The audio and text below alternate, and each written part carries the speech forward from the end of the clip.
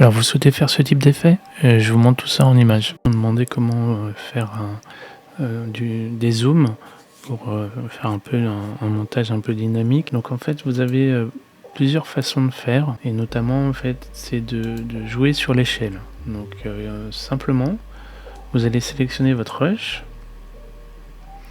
et ensuite on va aller en fait dans échelle et en fait 1/2, on va essayer d'augmenter la taille. Donc au début, on laisse par défaut.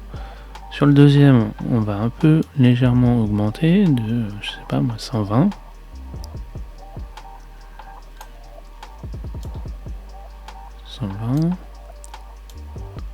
Voilà. On laisse par défaut ici. Le deuxième, on revient sur 120.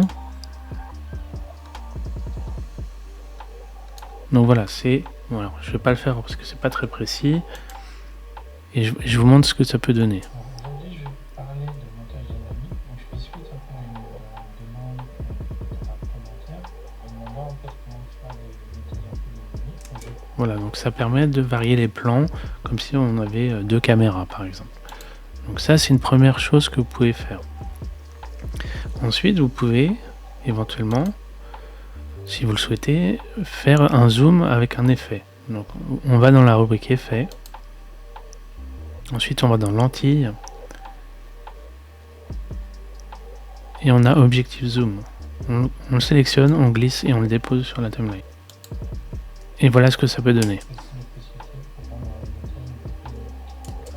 Alors là, ça fait un effet comme si on faisait vraiment un zoom dans l'image. C'est pas totalement la même chose, mais c'est deux façons de faire. Vous pouvez bien sûr les cumuler, faire un des deux et puis zoomer. Voilà, après vous êtes libre, mais c'est cette façon pour pouvoir effectivement faire un montage un peu plus dynamique.